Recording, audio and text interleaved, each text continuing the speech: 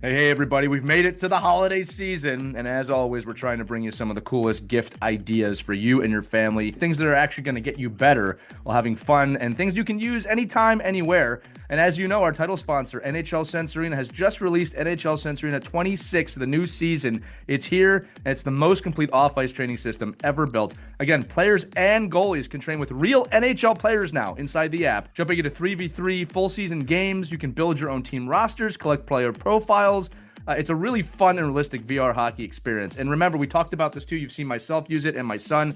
The new Dangle Pro stick handling mode. I'm not going to lie to you. This is something I wish I had as a kid. It's really cool. You use a real stick and a real puck, and your head is up. You can do it in your living room, in your garage, wherever you want to do it. And then for goalies, the all-new Game Flow mode delivers nonstop shots from real shooters from programs like UConn, BU, the U.S. National Development Program, Little Caesars, and they have AI players keeping rebounds in play for 3 full periods of a game. It's amazing. Again, we put some videos out already of us using that. You got to check it out. Again, annual memberships right now are 50% off for the holidays. That's the best deal you're going to get, starting at just $29 a month. And you can save an extra $25 if you use our code OKPH at checkout. Again, that's OKPH at checkout at hockey.sensorina.com/OKPH. Check it out. It's a lot of fun. It's a great tool to train your kids. And I'm not going to lie, you're going to jump into it as well if you're a parent or a coach or someone who loves this game. Now let's get you into something else you love, this episode of Our Kids Play Hockey.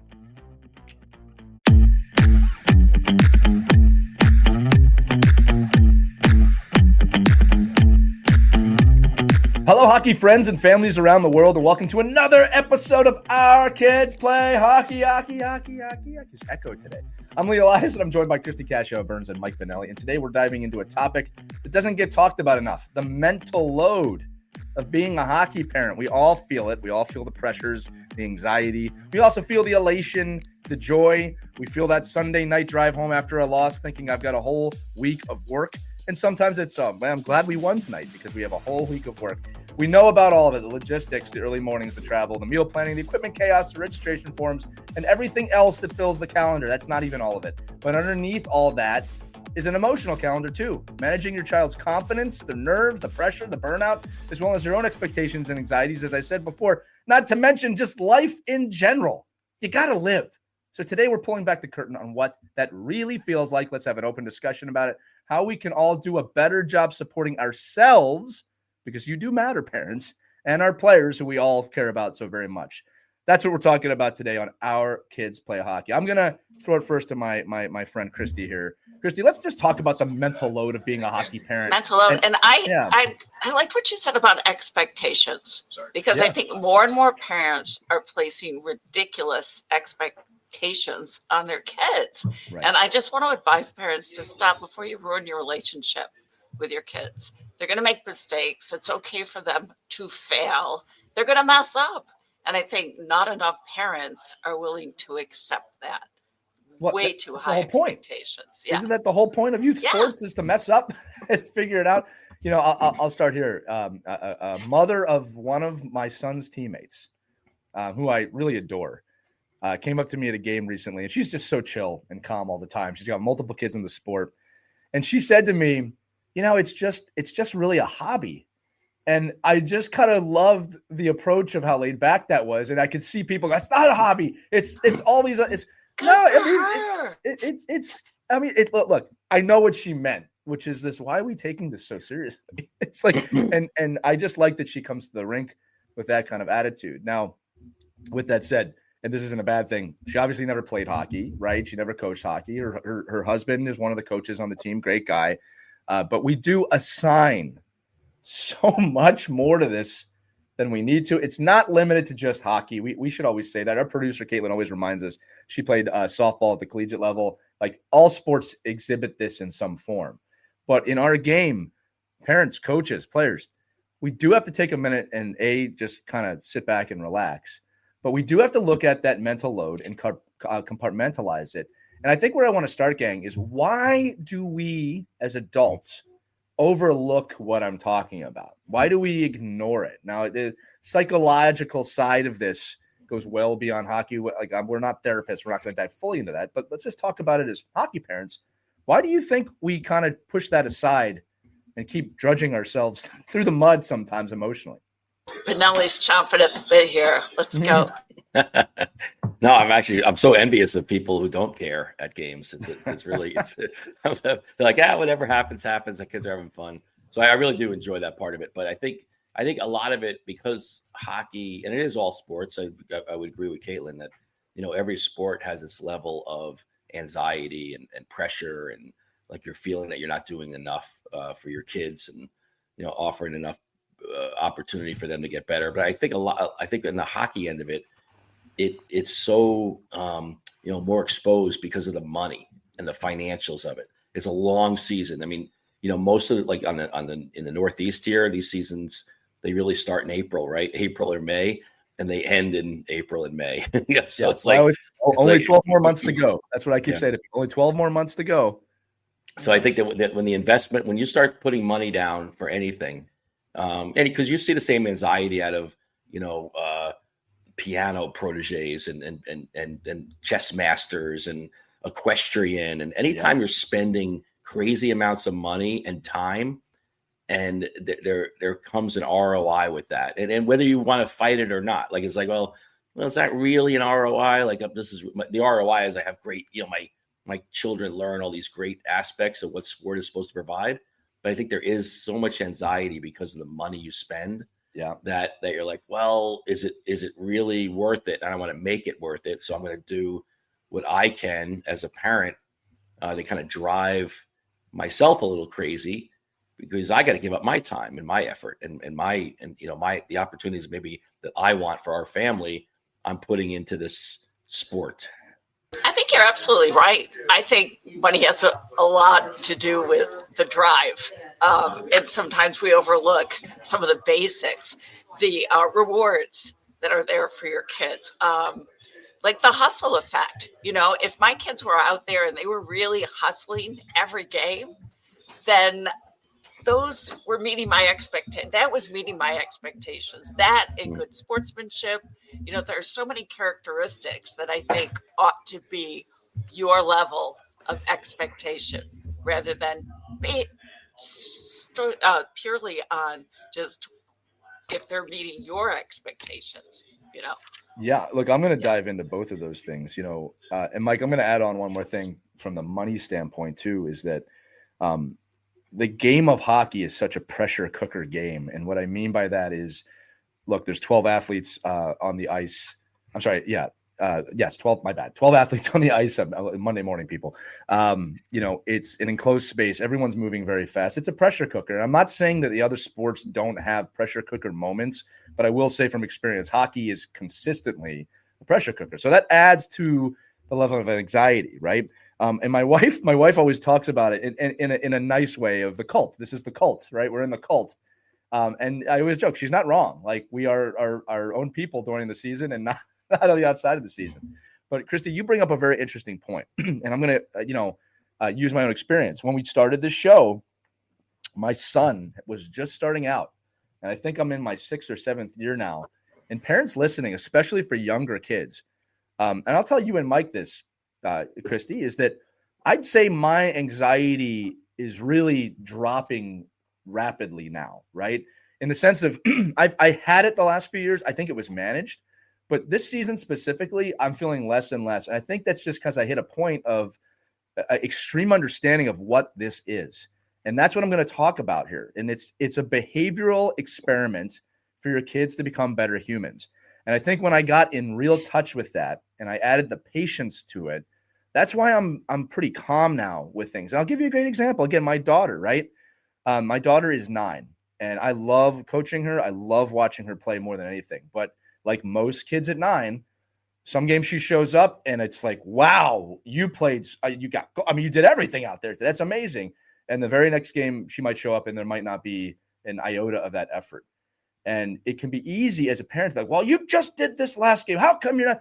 Because she's 9. And that's part of growing up, is understanding it. So what I focus on, and parents, this is my advice. I'm never focusing on the outcome, the score, the points. I'm focusing on the behavior. And I think that's something we don't do enough when it comes to the emotional load. The behavior is, hey, your work ethic was not the same Why do you think that is? Never do this in the car ride home, by the way. Right? These are just That's conversations right. No I have car with my ride daughter. home conversations. Yeah, I'll do this at the appropriate time. And I'll really listen to her. And what I find is that she's actually listening to me. All right. And look, every kid grows and learns at a different rate. When you get a grip on that, and you can start looking at the hockey journey as this is a massive journey and not what just happened 5 seconds ago, I do believe the anxiety drops, right? This is a process. They are becoming human. I mean, they're kids trying to become young adults with all of life's things. Look, adversely, my son, right, who never had a hard time working hard, there's other distractions in his life now, and he's having to learn to compartmentalize them. Is it frustrating? Yeah, sure. Right? Like, I want to see that effort into everything, but he's 11 going on 12.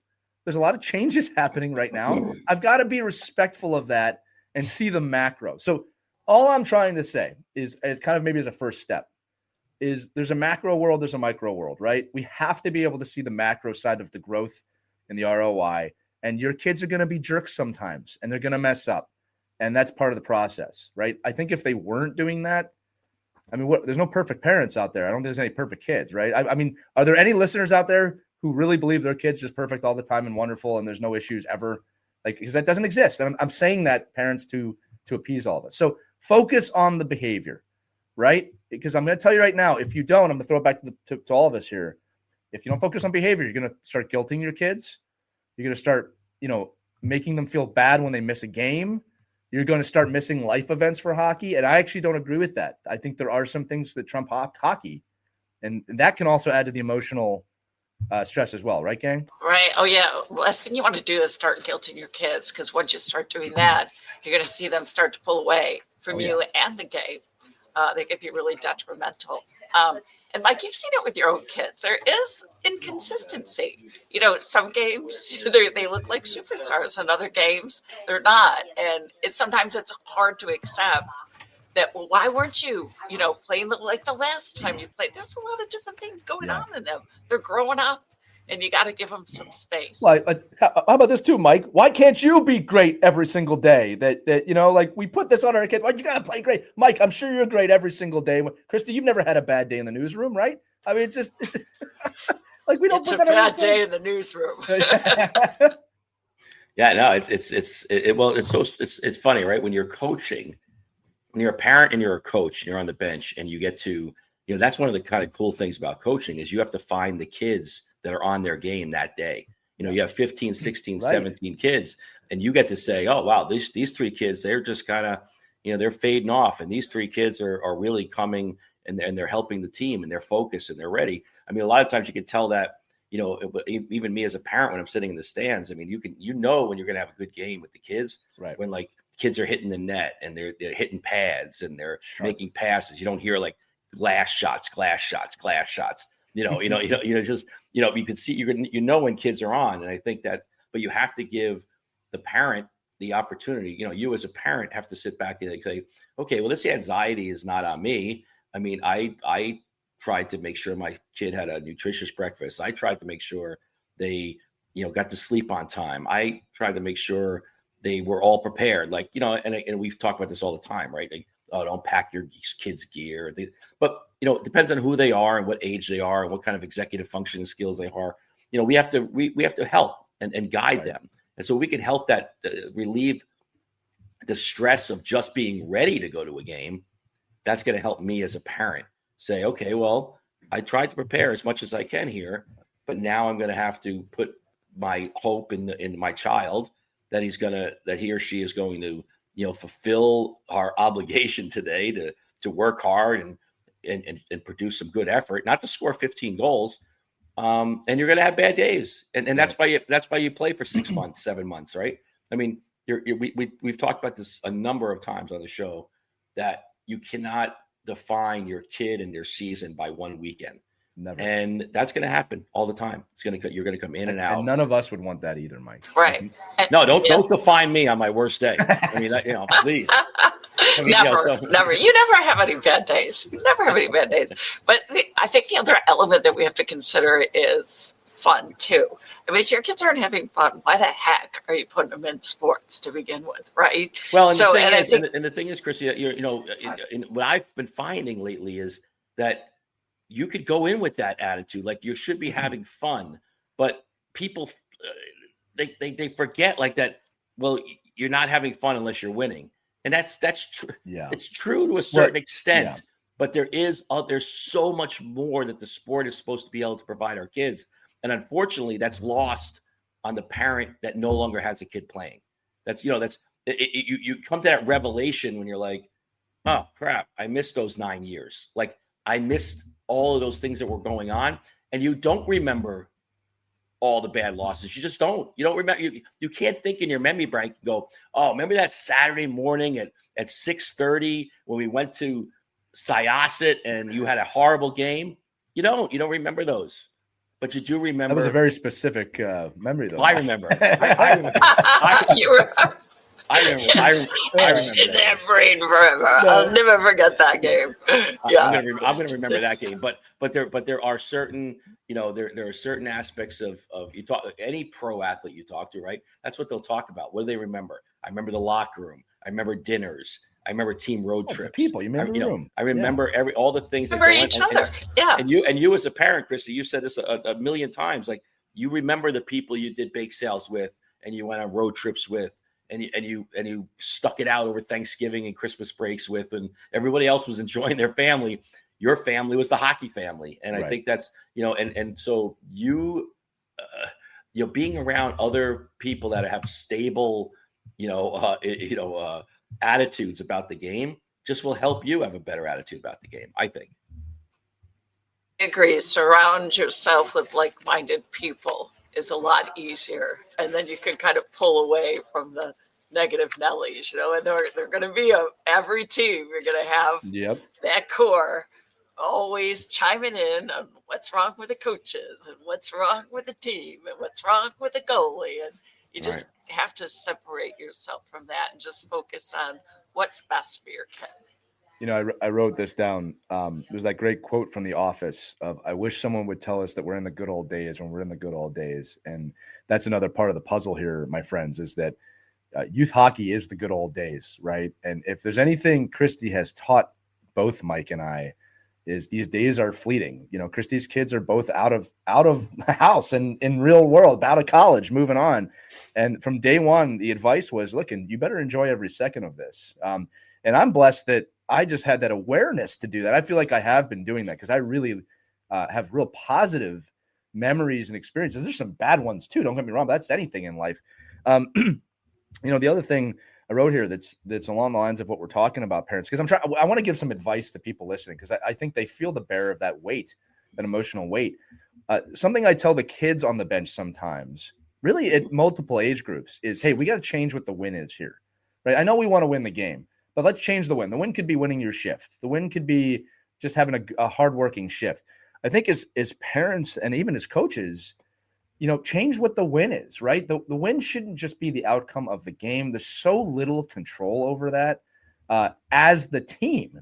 In the stands, you have literally zero control. And Mike and I know this, that the parent who's yelling for their kid to skate hard, I hate to tell you this, and I'm not trying to be a jerk, you have zero control over what's happening on the ice. None.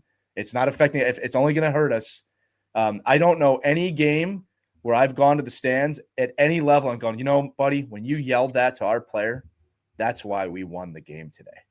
It just doesn't happen. So no, but there are a million examples of doing that, and you've lost the game because the player now is like looking at you and looking at the coach, and the goalie's looking up, and everybody's looking where I was going. And I think this is where you look at everybody. Like even when you go to we go to a lot of Ranger games where I live, right? So we get to go sit in the stands and hear 15,000 people tell people to pass and shoot and wonder why they're not getting in front of shots. I'm like, you go get in front of that shot. Yeah, you crazy. Yeah. But you got to get in front of that, man. But it's funny when you see that emotional piece. Like, I often look at it like I used to think that the mental health part of parenting was that an ex-pro or somebody that played the game at a very high level. I always thought that person would have a better perspective on like what the meaning of that game is. And over the last 30 years, I found that that's just not the case. Yeah. It's like, what happens is I think that people look at that ex-pro and they see the way they're acting. They're like, oh, that must be the way to get there. And we all know that's not the way to get there, but it's just that feeling that you could see the anxiety in a parent and the way they act in the stands. Well, and you just can't get drawn into that. You can't. So, Mike, we have a question written down here that's right along the lines, and it's a great question. And this is one of those questions for both of you that there's not going to necessarily be a correct answer, but there's a great discussion to have here. And it's, how can parents model emotional resilience and balance when they're feeling overwhelmed themselves? So I love that question, because your kids, look, we kind of know anxiety across the board is higher now in the youth, whether we want to scoff at that or not. There's more anxiety now than there was in the past for whatever reason. So how are we as adults supposed to exhibit the behavior we want to see? And I would say we're not overall doing a fantastic job at that. No, we're not. Exactly. Yeah. And I gotta tell you, I hate seeing kids throwing temper tantrums out there on the ice.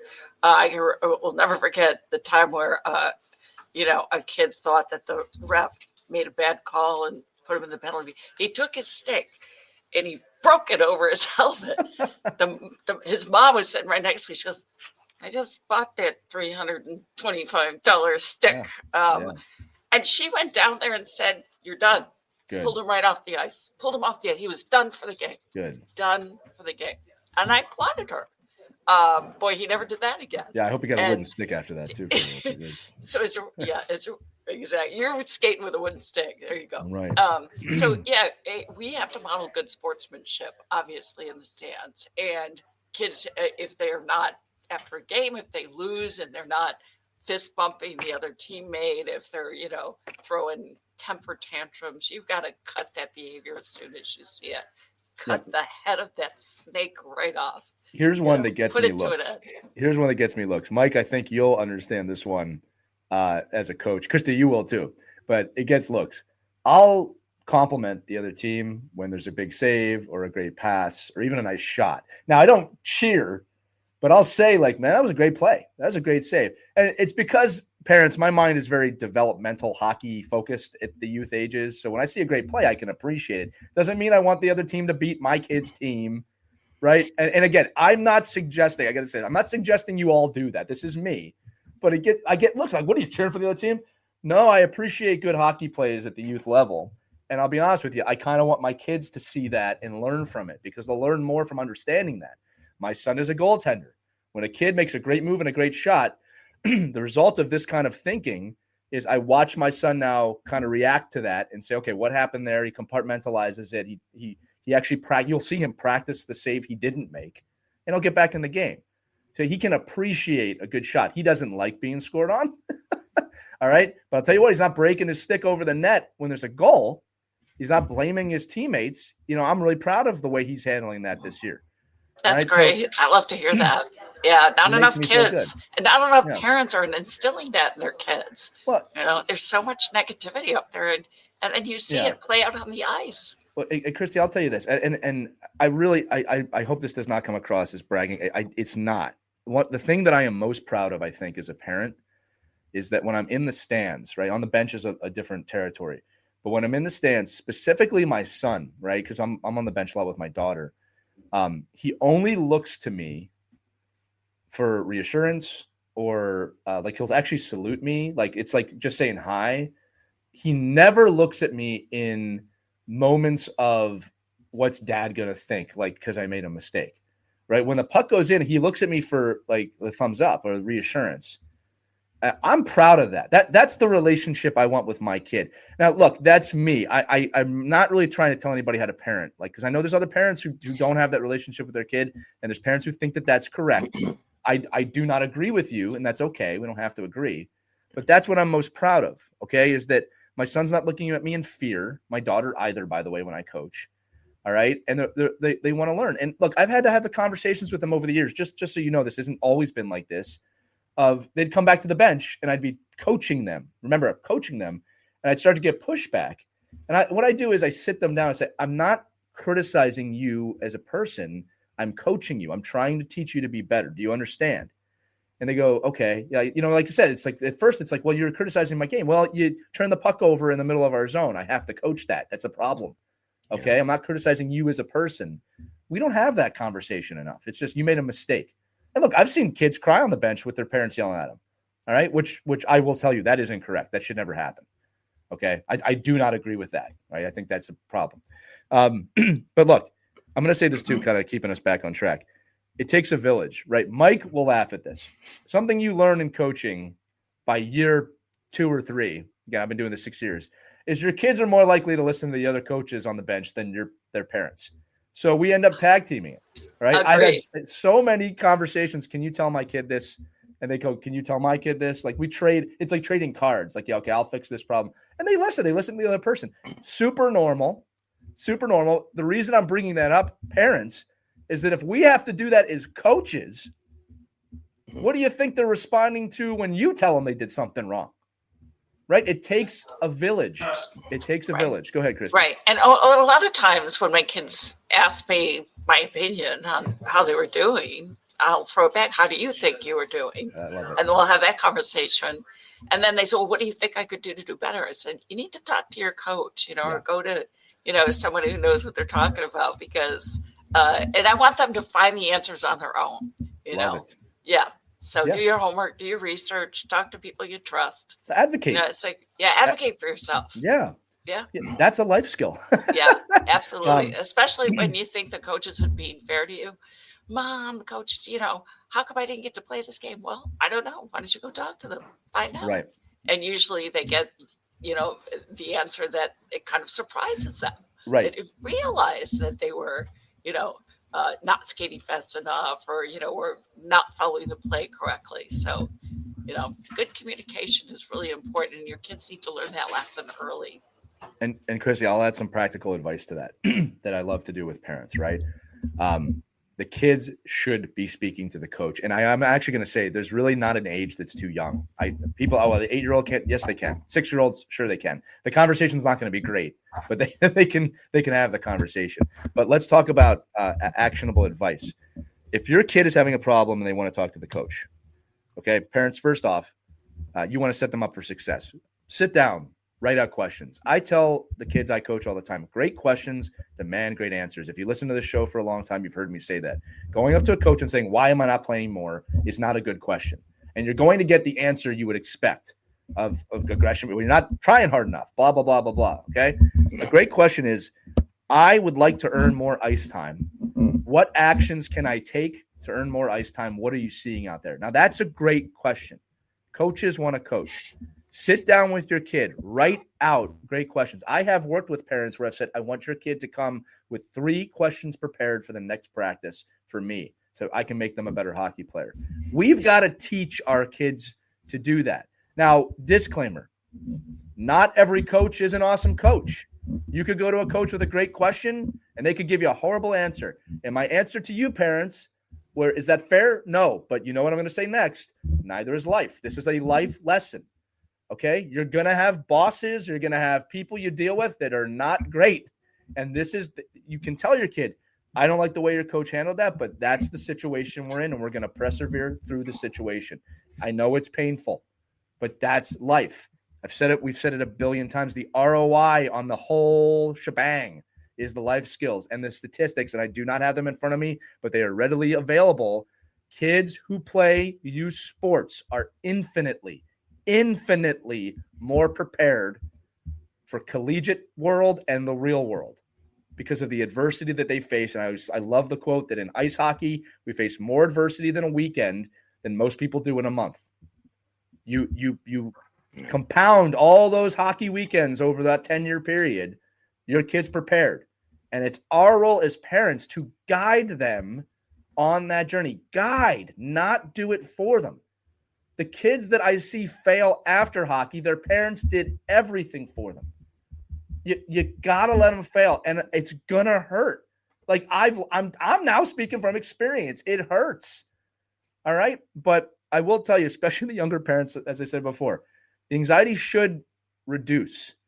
Right. I've actually heard some parents that say it gets higher the older they get. And I believe that in terms of like when you're looking at colleges, but I don't know. Look, when I get there, I'll have a bit of a more, Christie, you've been through it. Your daughter played D1.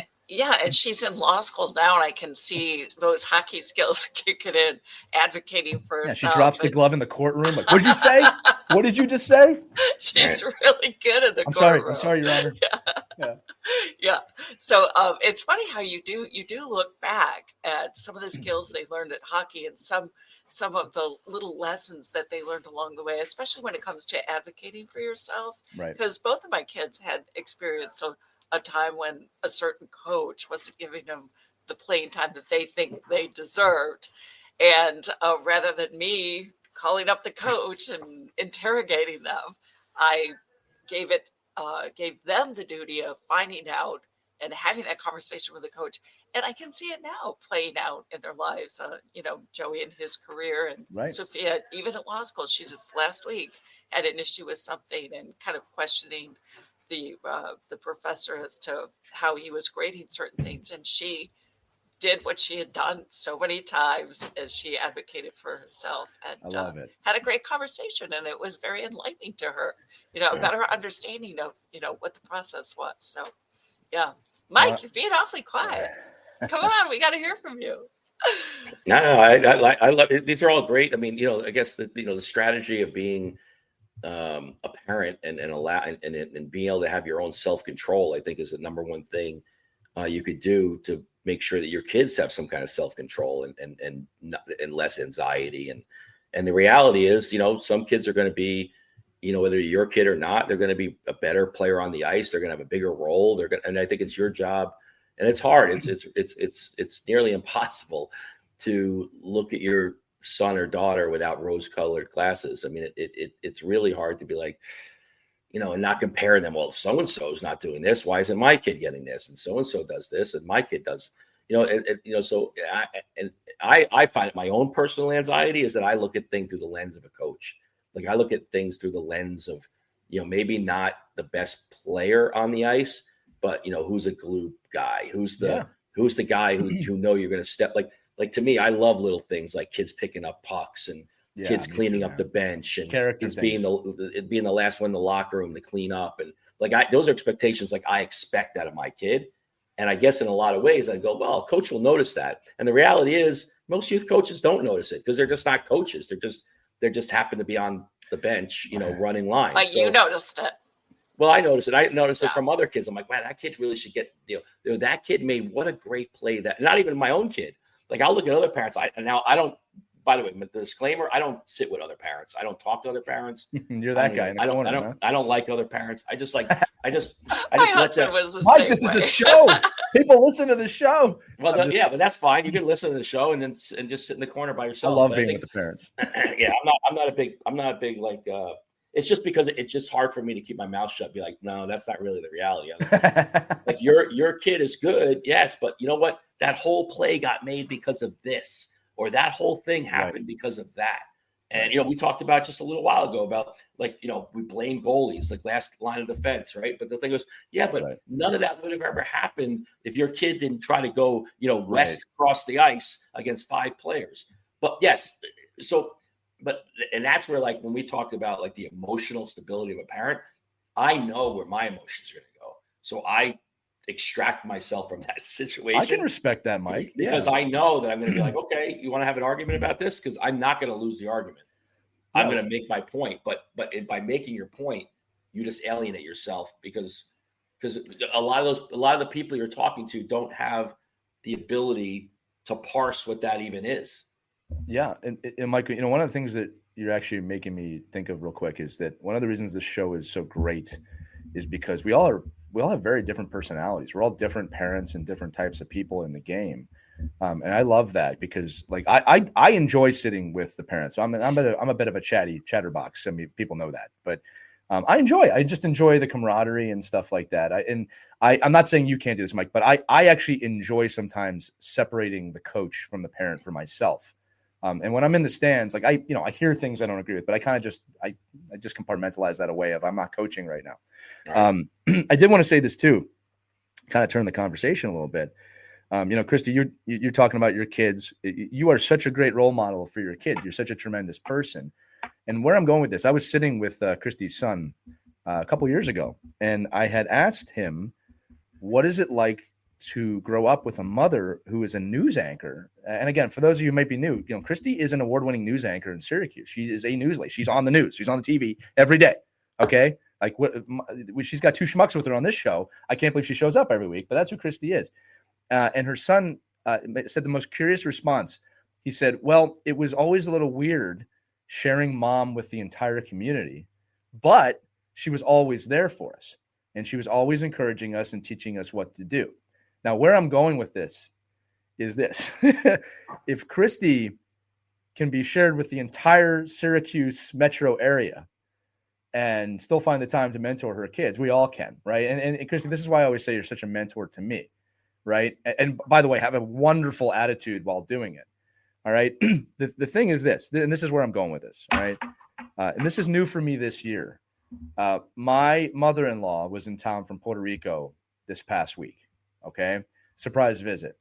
And for the first time, I think ever, with no anxiety, I messaged the coach and said, hey, look, my mother-in-law is here. I'm going to keep Logan home from practice tonight to spend some time with her. 3 years ago, never would have thought to do that. Right now, some of this is life experience. My mother passed away a few years ago, so I have some perspective on that. But just the understanding, and I'm going to say this very pointedly to everybody. I love the game of ice hockey a lot.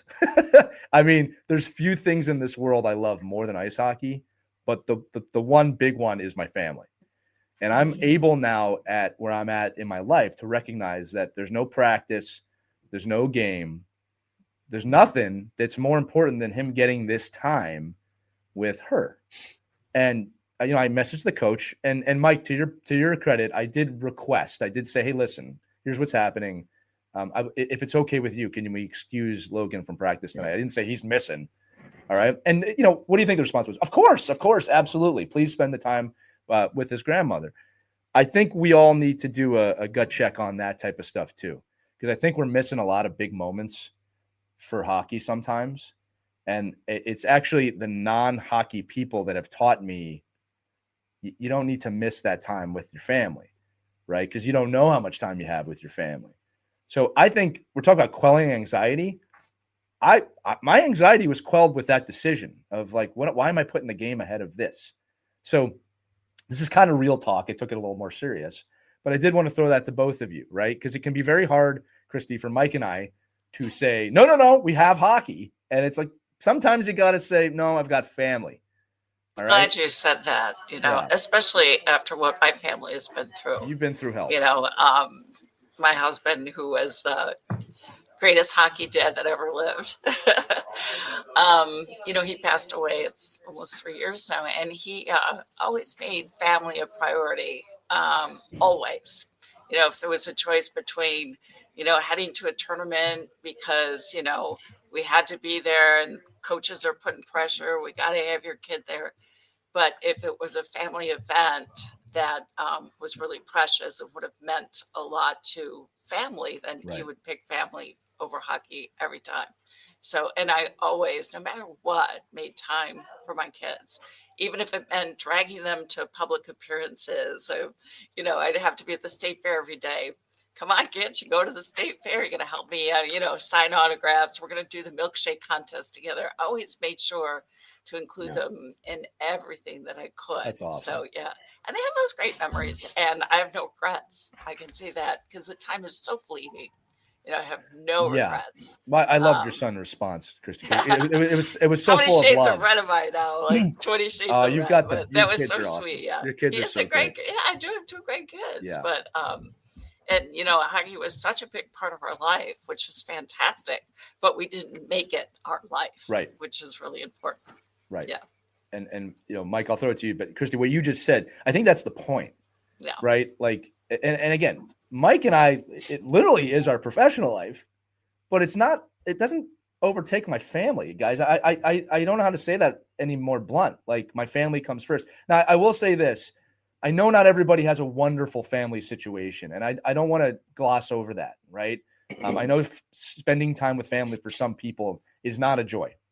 Okay. So but priority wise, it's okay to have some things that are above hockey, right? If your kids, things like that. Mike, I do want to get your thoughts on this too.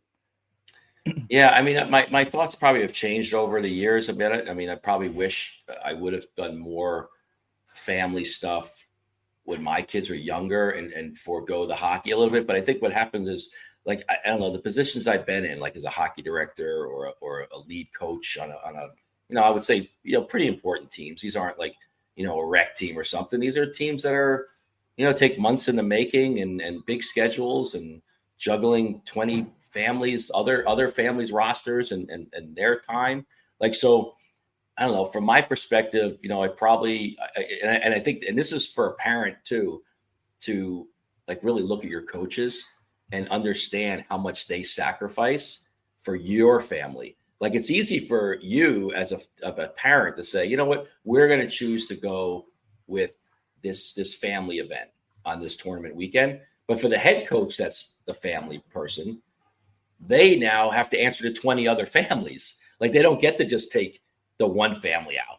You're leaving, like, it's the one person leaving 20 families, not one person extracting themselves out. So it's a little different, I think, from a coaching parent perspective, because I don't know, and maybe it was not even, maybe it wasn't justified, but I would feel the pressure of, well, I'm the one that scheduled the tournament on Thanksgiving weekend. I probably should be there. Like, I probably should be the one that, I can't just I'm going to schedule Christmas and a New Year's tournament. Oh, but by the way, my family is more important to me. So I'm going to go, I'm going to go spend time. Well, let me just clarify. We would always, at the beginning of the season, let them know. Oh, by the way, we have this event coming up, just so you know. And there's no doubt, we don't, hit them, blindside them with, we're not showing up to the tournament. No doubt about like that. But I think that's why when we have these conversations all the time, we're like, but that's where you have to be, lay your parameters at the beginning of the year. If you're a coach that doesn't care about, being home for Thanksgiving with your family, then then make the point of saying, listen, we're going to a Thanksgiving tournament. Do we all want to go to this? Right. And if 18 other families say yes, then you go for it. But don't on the Monday of Thanksgiving say, oh, by the way, I know we scheduled Thanksgiving tournament, but I can't be there. Right. Yeah, I just want to clarify that we would never blindside. And it's funny, so because my life changed as a hockey coach. Like, when I had kids, like before I had kids, I'd have literally, I'd have no problem having practice on New Year's Day. Yeah, why not? None. I'd be like, 7 a.m. practice? What an unbelievable time. The rink's empty. We're going to have everybody at the rink. We've done that.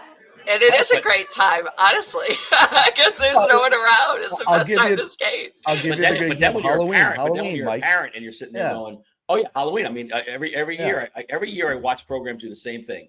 The Tuesday of the Halloween week, they cancel practice on Halloween. I'm like, it's the 31st. Right. All the time, isn't it the 31st? Well, whatever it is. So you don't even put it on the schedule. Well, this is what I did, and this was a victory in my mind. We have our elementary school practices on Friday. Halloween was on a Friday this year, so we put it out to the parents earlier, like who wants to be there. We had 6 kids signing up. I live very close to the rink. My kids wanted to skate. I said to the head coach, "It's optional for you. I'll show up. I'll run through a fun skate for an hour. It was at 4:00. It's not like it's trick or treating time. Yeah. Had a great time, but." I didn't take it seriously in the sense of I didn't put together a full practice plan. We just did some good stuff and had fun for the 6 kids who wanted to be there. With that said, Mike, you brought up a great point. It's all about perspective. For the young coaches listening, I understand. This is not a bad thing. Mike's right. We didn't have the perspective when we were young on Thanksgiving. All we wanted to do is hockey. Parents might want to take off, and you got to understand that. That's why on every team I've been on now, there's a poll at the beginning of the year of what tournaments can you do you want to do? And the best managers wrote, there's no pressure. If you don't want to do it, say no. That's okay. But yeah, like spending that time with family, gang, it's really important. Or just time away from the rink in general can be very important. You can't just do it to do it. But I just want to let the families out there know that it's okay. It's okay to spend some time with the family over hockey. Look, I want to round this episode out with a question. We always talk about the hockey community. I had said earlier, it takes a village, right? Communally, we can do better at quelling anxiety for each other. All right. I think what happens with specifically parents is we all kind of lock ourselves in our own emotional stress in our brains and end up kind of acting like, oh, everything's fine when you're really going through something. It's not super healthy. Now, I'm not saying you need to go to the rink and make it a therapy session in any way. That's not where I'm going. But I think it's okay to share with each other whatever you're feeling sometimes about what's going on, right? So the question is before us, what can we do as a hockey community to better support the emotional wellness of parents, and not just players and coaches? I think players are getting actually a pretty healthy dose of this now, which is wonderful for the work that I have. All right. Mental health, mental fitness is a very big thing now, right? What can we do for the families? Is it something that the coach needs to do at the beginning of the year? Is it something that a parent leader should be opening up? And again, I'm not talking about kumbaya here. I don't want anybody to think that. What can we do as a community to make this a better environment for the parents out there? Because we're all feeling it, like I said. Well, we can all step up, right? There was one year where a mom on the team was diagnosed with breast cancer, and she had 4 other kids. Right. So everybody on that team stepped up to help her out when she was, going through her treatments or, her chemotherapy, and she was weak and tired. And hey, you know what? We got you. We got you. Yeah. So we would all step up. We'd take the kid to practice, or bring her food. Babysit the other kids. So there are things we can do. Be observant. A lot of times they're not going to ask for help, these parents who are struggling or might be going through some difficulties. But use your power of observation. You can tell when someone is having a rough time. And then, you quietly ask them, what can I do to help you? What can I, I'll take your kid to practice. They can stay in the hotel with us. You stay home this weekend. Get your rest you need. Yeah. That's a great suggestion, Christine. Right. There's lots we can do. Yeah. You don't need an organization to do it. You can do it individually. I think that's why it's so strong, so important to have strong managers and strong people in the stands that are going to help you as a coach too.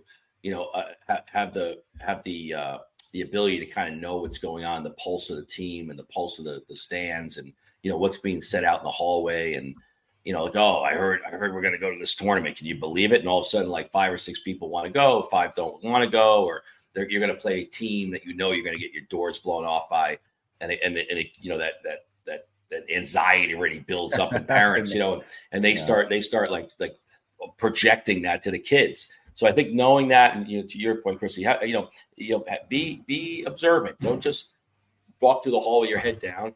Find advocates on your team, parents that can help you, and are willing to say, hey, listen, so and so is really struggling.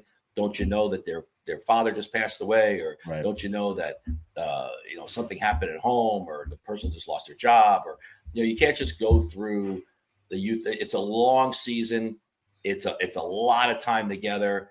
If you don't know anything about what's going on with your team, off the ice, then it's a hard way to coach nowadays, unless you really know kind of the whole picture of what people are going through. And if you can't do it as a coach, then try to get somebody that can help you, like that nosy mom or something. Just get her involved and say, hey, listen, I need you to tell me what's going on here, because I need your help. Because I want to be able to be, there for the rest of the families. I love that, Mike. And again, messages. This goes back to earlier in the episode too. It's okay for coaches to tell their players, hey, look, we're a team that's going to help people, right? We help each other. Or families, you can tell your kids that we help each other. Now, of course, you got to advise them to the dangers of not just blindly helping people, but if you're in a team community, we're going to help each other. We're going to take this kid to practice, like you said, Christy. We talked earlier about how do we exhibit this behavior for our kids? Well, you come together for each other. I think that's a really important thing. And I'll tell you what, the hockey community is tremendous when people are in need. Okay. And I'm not shortchanging that with this comment. I wish we could do that when people weren't necessarily in need also. Right. There's nothing going to stop the hockey community. Like you said, Christy, someone is fighting an illness or lost a loved one. We always come together in those moments. I would love to see us doing that, not in those moments as well. And I think a lot of people do. I'm not trying to downplay that. Okay. Because I say this all the time. I care so much for the kids that I coach. Mike, I know you do too. Like, we really care about your kids, right? And I know you do too, right? I know you think about the other kids on the ice too, especially if you're listening to the show. The person who's not doing that's not listening to the show. And if you are, hey, welcome aboard. Listen, I'm going to close it out on this, that we all love this game, right? Or we tolerate the game, one or the other, but it shouldn't come at the cost of your well-being, right? And if you're out there and you're feeling stretched thin, or you're second guessing yourself, you're tired, I think it's just really important to know you're not alone, right? We all feel that, right? And this game does provide quite a bit of anxiety, right? So just remember, you're not alone. We're here for you. And we have to say it, right, gang, that if you are feeling this and you don't know who to talk to, write us an email, okay? And it doesn't have to go on the air. Just write us a message. Write us an email, team@ourkidsplayhockey.com, or use the link in the description. You guys hear me say that every episode. If you just want to talk about it. For those of you listening, we get emails like that all the time. Not every email we get, actually most of them, go on the air, right? This is the community. So that's my final thought. Christie, I'll let you have the final. No, it's a great community. Yeah. And you can be a part of something really positive and great. Hopefully you won't, be that negative influence, because those people stick out of my mind. I'm looking back and I can picture them now.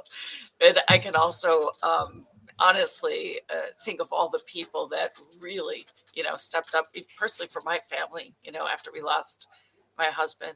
And during the years when, families went through difficult times, they stick out in your mind. And you're just really grateful for the fact that we were a part of something really special, which is hockey. Yeah. Those are the memories that stick with you, by the way, just to echo Mike before. Those people who took care of you, and I remember those people, right? Now, Mike, did you have one more thing? You're pointing at me. No. No, Chris is right. You guys are right. I mean, it's just, make the best, make it. If you want to have a great program, then help make it a great program. I mean, if you want to, have a positive environment for your kids, and make a positive environment for your kids. I mean, people are never going to, look at you like, oh, I can't believe this guy wants to do another team party, or this guy wants to do another, buy everybody a cup of coffee in the morning. Just be a good person and be there and know and look across at somebody in the stands. And you don't have to confront them like in front of everyone else. You could just say, hey, listen, wow, I really, I've been a part of the game a long time. I saw that you struggled there a little bit with your kids' playing time. Let me give you an example of what happened with my kid with his playing time, or whatever. I mean, you could just say, listen, oh, those stinks. And, that happened to me 2 years ago. And guess what? Now my kid got over it and he doesn't even remember it, So hey, jerk face, we're all dealing with it. Okay. Okay, we all got problems, buddy. You could also do that approch. If